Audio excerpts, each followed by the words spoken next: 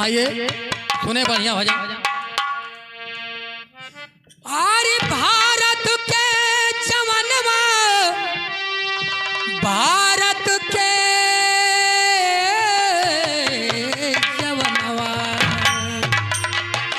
भारत के जवनवा, भारत के जवनवा, भारत के जवनवा, बुरे कमवा से जियरा बचाइली हो रे भारत के जवनवा।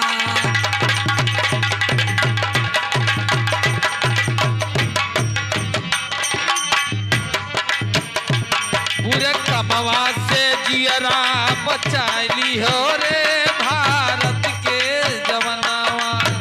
हे बुरे कमवा से जियरा बचाइली हो भारत के जवनवा। बुरे कमवा से जियरा बचाइली हो रे भारत के जवनवा। बन के गुरु सबके कथवा सुनावे, बन के गुरु सबके कथवा सुनावे। माई मरी तो लाश जलवावे, माई मरी तो लाश जलवावे। कहत है कि हई अंगुरिया हेतने का काट लियो नहीं तो पुण्य नहीं मिली। तो जब पुण्य का बात है तो एक अंगूर को कहे काटई खबरवा से ले ले जौने भर पेट पुण्य हो जाए। काहे गटैया काट ले तो नहीं सही। हाँ बन के गुरु सबके कथवा सुनावे, बन के गुरु सबके कथवा सुनावे। बन के गुरु सबके कथवा सुनावे। माई मरी तो लाश जलवावे, माई मरी तो लाश जलवावे। माई मरी तो वाह भैया वाह। लाश जलवावे। कैसन जलवे में आई के बझाई गयो हो भारत के जवनवा। जलवा में आई के बझाई गयो रे भारत के जवनवा। कैसन जलवे में आई के फंसाई गयो रे भारत के जवनवा।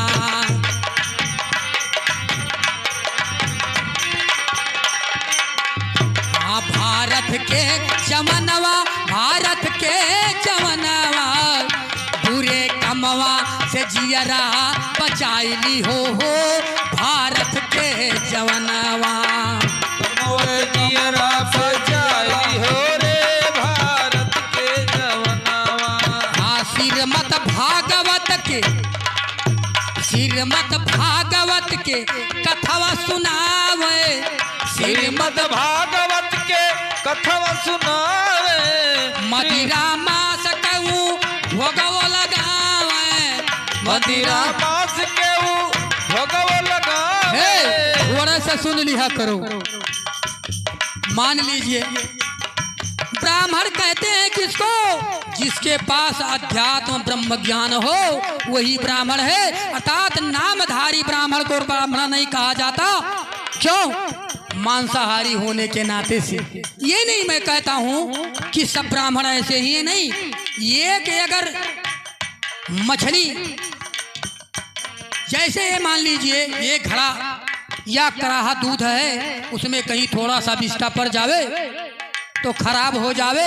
इसी प्रकार हमारे ब्राह्मण के धर्मों में कुछ अधर्म काम करने वाले हैं जिनका नाम ब्राह्मण में नहीं मानता।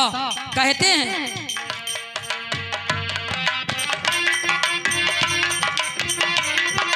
हाँ श्रीमद भागवत के कथवा सुनावे, श्रीमद भागवत के कथवा सुनावे।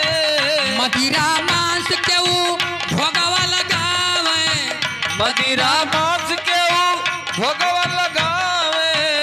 खानी बाड़ी के अपने भुलाई गयो हो भारत के जवनवा। खानी बाड़ी के अपने भुलाई गयो हो भारत के जवनवा।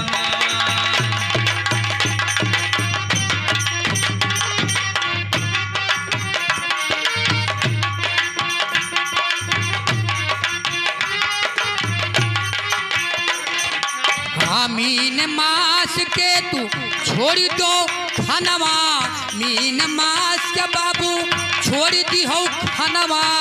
मीन मास के छोड़ दी हो खानवा, सबसे बचाई लियो, अब से बचाई लियो अपन धर्मावा, अब से बचाई लियो अपन धर्मावा, अब से बचाई लियो अपन धर्मावा।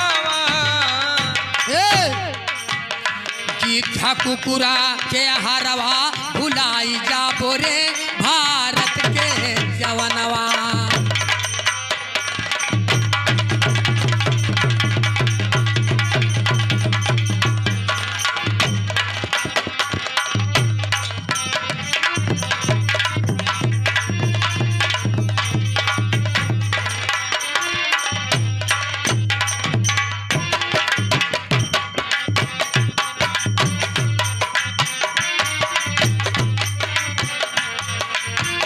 कर जुरे बाल किए सर बतावे, कर जुरे बाल, कर जुरे बाल किए सर बतावे।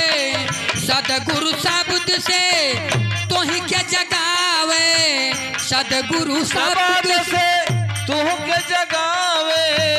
श्री सदगुरु कबीर जी बताए गए हो भारत के जवनवा। श्री सदगुरु कबीर जी लखाई गए हो भारत के जवनवा। जियरा बचाई हो रे भारत के जवनवा, पूरे कमवा से जियरा बचाई हो भारत के जवनवा। से जियरा बचाई हो रे भारत के जवनवा। बोलिए आनंद कंद भगवान की जय।